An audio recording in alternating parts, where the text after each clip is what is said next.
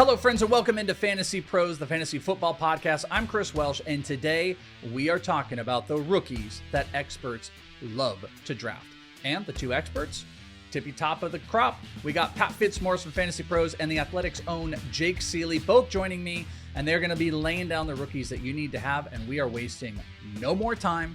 We're jumping right into it. Pat, who is the rookie that you and everyone else has to own? Tetairoa McMillan, wide receiver, Carolina Panthers. I've got him ranked wide receiver 16 right now. I don't think you need to be that aggressive with him in drafts, but I do want to be aggressive with a top 10 NFL draft pick who stands 6'5", who comes into the NFL as an advanced route runner, and who averaged 108.8 yards per game over his final two college seasons, despite some pretty mediocre quarterback play. McMillan is going to be Bryce Young's top receiver from the jump, and the Panthers will probably have to throw quite a bit because their defense is very much a work in progress. Tetairoa McMillan could be a top 10 target earner in the NFL as a rookie. The preseason has only done nothing but help and rise, and experts continue to love. Jake, does this expert love Tetairoa McMillan? No, question mark. Hey. Here's why. Like, I love Tetairoa McMillan, the player. I don't love Tetairoa McMillan, the Carolina Panther. And it's funny, like, I've been on the side that's saying, similar to the Ohio State wide receivers for the longest time, is that we went into last year's college season and, like, McMillan's clearly the number one, and we kind of got fatigued, and everybody was looking for other reasons to say other wide receivers at the other end of the year, which I thought was crazy. Like, McMillan was clearly the best wide receiver in that draft class. There's a reason where he went on the draft, and like maybe Hunter, there's a debate, but they're different styles, and I think Hunter went in front of him because the potential defensive side of it. All that being said, is even 140 targets in Bryce Young in this offense, and I'm positive on Bryce Young. Like, I'm one of the people saying, like, take a flyer on Bryce and what he can do in fantasy, but I think some of that is rushing. My concern is still that Bryce Young isn't going to be the biggest A-dot thrower. Bryce Young is very much better in the middle, intermediate kind of game, and I think McMillan can do it all. He can do short, intermediate, and deep. I just think that for McMillan to get to wide receiver 1, even top 16, top 18, you need a little bit more touchdown equity and a little bit more on the yards where I'm projecting to think he's going to be. I have him as a top 25 wide receiver. I just think on half the other leagues or teams in the league, he would be more in line with where Fitz has him.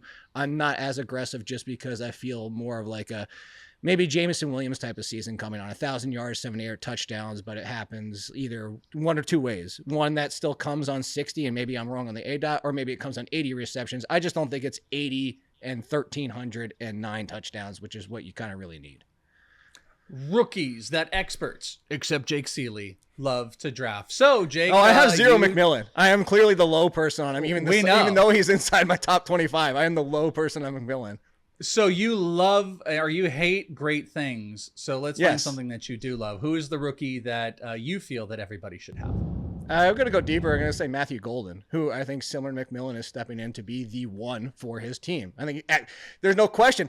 Even if there was, it doesn't matter because none of the other damn receivers are on the field right now. Everybody's getting hurt up and down the line. Romeo Doubs just got hurt, and I thought Romeo Doubs would be the one with him, or the two with Golden being the one and more of the big play option, where Golden would have some of that, but kind of be more of the intermediate, more of like the McMillan on this team. But like I said, Doubs is hurt. Reed's banged up. Wicks can't get on the field. Like, the other rookie, Savion Williams, was missing time. Like, there's just so many questions where the answer sitting here has been, who can finally be the one for the Packers? Last year, the most frustrating thing is Fitz, and everybody knows this, is the Packers wouldn't use any of their wide receivers more than 65, maybe even 70% of the time on route participation.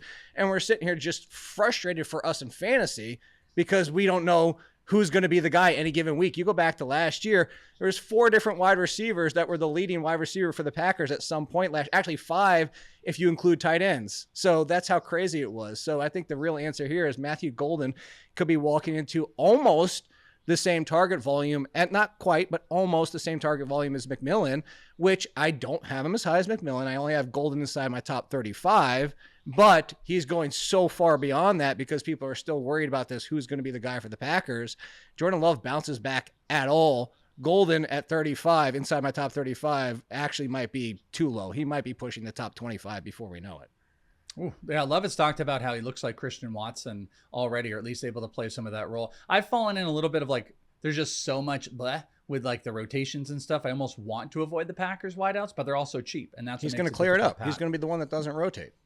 And I mean, he's coming at a really low cost. I mean, top 25 would be huge. Pat, what do you think about Golden? Do you think, especially with you picking a wide receiver already, that you have to own another wide receiver in that group? What do you think about Golden as this pick? Yeah, I had my doubts about Golden and didn't love the pick as a Packers fan because of his college production profile, which was kind of iffy up until he started smashing down the stretch for Texas last year. Before he had been kind of an unremarkable University of Houston receiver, like post-Tank Dell. Isaiah Bond was better than him for first half. Yeah, he was. Bond was the number one receiver for Texas. Then Bond got hurt, and Golden started cooking, and he was doing it against good defenses like Georgia. But Golden is reportedly at a really good camp. He's fast. He's just what the doctor ordered for the Packers defense. And, I do think there's a chance that he surprises because there is definitely an immediate opportunity for him. Not a rookie wide receiver, but we do have a giveaway for another great wide receiver. And this is your chance this month to win an A.J. Brown Eagles Salute to Service helmet for free, courtesy of our friends at pristineauction.com. All you've got to do is subscribe to the Fantasy Pros YouTube channel right now, right here. Drop a comment on any video, maybe this one, and that's it. We'll be announcing a winner right here on the channel. So turn on notifications so you know when we've got other great videos. And of course, so you can be notified if you win. Go and win that A.J. Brown Eagles Salute to Service helmet, courtesy of Pristine Auction, and you can do it right here. All right, so we talked about the rookies that you have to own. Experts love these guys. You guys love these guys. You want to own them. Let's actually talk about format, because sometimes format can speak a little bit more to different rookies. So we are going to go through. You guys are going to each get a different territory, a different spot here. So we are going to target first a redraft player, obviously not Tetairoa McMillan, within the first 9 rounds, half PPR ADP. That's going to be our little bubble. And Pat, you are going to get this one. So pick one rookie in the redraft format that people should be targeting. Tyler Warren. If I do not get one of the top tight ends, I am likely to wait it out at the position and then draft 2 guys at tight end. And I want Tyler Warren to be one of those 2 guys. In the Colts' first 2 preseason games, Tyler Warren has played 34 of 35 snaps with the starters. He is a 3-down tight end from a team that has been using a mishmash of Mo Alley Cox and Kylan Granson, and it's just been a mess. This guy's going to play at tight end all the time for the Colts, and he's going to be a big part of their offense. Tyler Warren runs people over. Last year at Penn State, Tyler Warren had 104 catches for 1,233 yards and 8 touchdowns. He accounted for 35.6% of the Nittany Lions pass receptions last season. Tyler Warren also ran for 218 yards and 4 touchdowns. He also threw a touchdown pass. He's a former high school quarterback. Draft Tyler Warren not only because he's going to be really good, but because it's going to be a heck of a lot of fun to have him on your team. All right, let's move to best ball. Jake, you're actually literally doing the Flex League Best Ball right now. So a Best Ball upside rookie. Who do we got? Yeah, which I kind of hate the question because everybody's good in best ball. But the one thing I will target is somebody that you might not normally draft and redraft, and somebody that's in an offense that'll attack. If something were to happen, it's Isaac TeSlaa. We saw the Lions, they threw a lot of draft capital to move up and get TeSlaa. Was a telling factor. He's already the number 3. They're already impressed with him. And here's the biggest question about it is like, how do I find value with these best ball players? How do I find and, not necessarily be able to predict when it happens, is that even if everybody stays healthy, there'll be weeks where TeSlaa ends up in your starting lineup because he found his way to the end zone or had one of those random big games. But on top of it, you also get the upside. If St. Brown or Jameson happens to miss 1, 2, 3, 4 more games, then TeSlaa is going to step in as the number 2. And that's the real appeal here. Like, remember Tim Patrick? He's taken Tim Patrick's job, and Tim Patrick has 2 or 3 usable games a year. So you get that with TeSlaa plus the bonus if something were to happen injury-wise. All right, we're moving down to Dynasty. Hey, Pat, this is perfect for you, a star of all of our Dynasty content here over at Fantasy Pros. Rookie future star Dynasty pick. Who are you going with? Emeka Egbuka. During the Senior Bowl and the Combine, when teams were conducting interviews with the players, Egbuka was reportedly one of the small handful of players who every team just loved unanimously. The Buccaneers drafted Egbuka 19th overall, which was earlier than expected. And now he has reportedly been having a phenomenal training camp.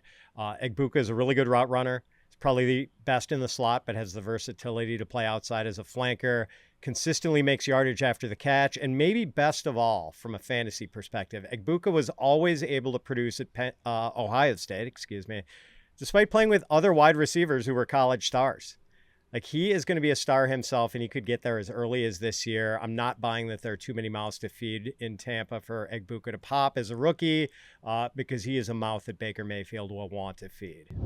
Rookie sleepers. That's always an interesting thing. Rookies get all the hype, but we know there's a lot of upside. So, Jake, our final formatically here, late round rookie sleeper. So this is outside the first 9 rounds. TeSlaa would have worked great, but I understand why you picked him for the best ball format here. So this opens up a little bit. Who's your pick or, picks? There's other names. If you go back to their shows, go pay attention to the rookie show that we did, all 3 of us together. I talked so much about DJ Giddens. There's others that we're going to talk about here in a second that I keep bringing up. So I wanted to do something a little different, a name that I really hadn't brought up yet, and that's Mason Taylor. And I think if you look at the depth chart for the Jets, who's the number 2 option? We're really getting excited about Josh Reynolds right now, journeyman at this point. And we're talking to Arian Smith, that the draft pick everybody thought they reached on, but now Malachi Corley might get cut already and not make this team after just being drafted just shortly ago. And you look at the tight end position, they wanted Mason Taylor out there. They finally got him out there because Taylor was banged up. And as Pat says about these other players, not only were the training camp reports glowing, his first game action, everybody's like, ooh, look what's happening here. And if you look at Justin Fields' second option, what it has been, he made Cole Kmet valuable, mostly turning to him in the red zone. And I think that if you're looking for a surprise tight end that could put his name in with the Loveland or Warren, heck, even potentially surpass Loveland because he's more blocked with the weapons on those teams, I think Mason Taylor is a super deep, but a name that if you miss on tight end, maybe you take a flyer, but you didn't take a second one. I think Mason Taylor can end up being your answer. Remember, winning your fantasy league starts before draft day, and the Fantasy Pros Draft Kit gives you the knowledge to do it right. It's your one-stop shop for expert rankings, players to target or avoid, running back draft strategies, and more. Don't walk into your draft day guessing. Read up, lock in, win your league. Go to fantasypros.com/kit. Get access to all the premium content in our kit by claiming your 3-day trial of Fantasy Pros Premium at fantasypros.com/premium. That's fantasypros.com/premium. You had to have these rookies at the tippy top. Now, these are guys you really don't want to leave your draft with. These are some quick hitters here. 2 players you just don't want to leave, or 2 rookie players you don't want to leave your draft with. Pat, who are they? TreVeyon Henderson and Luther Burden. Henderson is just a jolt of electricity. He's going to be a timeshare back, but Jahmyr Gibbs is a timeshare back. And that's not a comparison that should be made lightly, but Henderson is really, really good and just electric with the ball in his hands. We want players who just move differently than other players at their position. It's why I'm excited about Henderson. It's also why I'm excited about Luther Burden. I have some good friends who went to college at Missouri, so I pay pretty close attention to Missouri football. And Burden, man, that guy was just a human joystick at Missouri. And don't be scared off by this silly talk about Olamide Zaccheaus being the Bears slot receiver. I want more of that talk to make it easier for me to draft Burden. It's going to be Luther Burden in the slot for the Bears, and he could quickly become one of the better slot guys in the league. Regardless of their ADP, regardless of your team construction, Jake, who are a couple rookies that you can't leave your draft without? Yeah, so Pat stole one of mine, and everybody knows by now is Team TreVeyon Henderson, so I'm okay with that. I will mention the second one, and similar to what Pat just said about the Luther Burden situation, I hope this talk continues for, is Jayden Higgins truly the number 2, or is it going to be Christian Kirk, or is he only playing behind Nico Collins? Because you saw some of that report after the second game. And I want that talk to continue because I want to get Jayden Higgins at a discount, and I want to get Jayden Higgins in the double-digit rounds because it was just 10 days ago where it's like Jayden Higgins has locked up the number 2. It's not even a question. And then the second game rolls out, and everybody's like, oh, well, maybe he's behind Nico Collins, and it's going to be Christian Kirk and all this mismatch of other options. No, please. If you're talking talent, second-round pick. They didn't spend a second-rounder on Jayden Higgins to be like, oh, cool, let's see if we can get Christian Kirk to stay on the field for all 17 games as our slot option anyway. Higgins has Nico Collins' ability. I won't go that far. That's Dane Brugler from The Athletic. Mine was Marvin Jones. Even if you get Marvin Jones as a wide receiver 4, and he's only a wide receiver 4, you're getting him in double-digit rounds, and I'm going to smash Jayden Higgins every single time as a double-digit round pick. Who are your favorite rookies to own that we talked about here? And who did we not talk about that you guys are screaming in the comments? Well, drop them and let us know the rookies that you guys have got to own. We want to hear from you, and we want to see you get them in your draft. For Fantasy Pros, Mr. Pat Fitzmaurice and the Athletics' Jake Ciely, I'm Chris Welsh. Thank you guys, and good luck with all your drafts and rookie drafts. We'll talk to you next time right here on Fantasy Pros.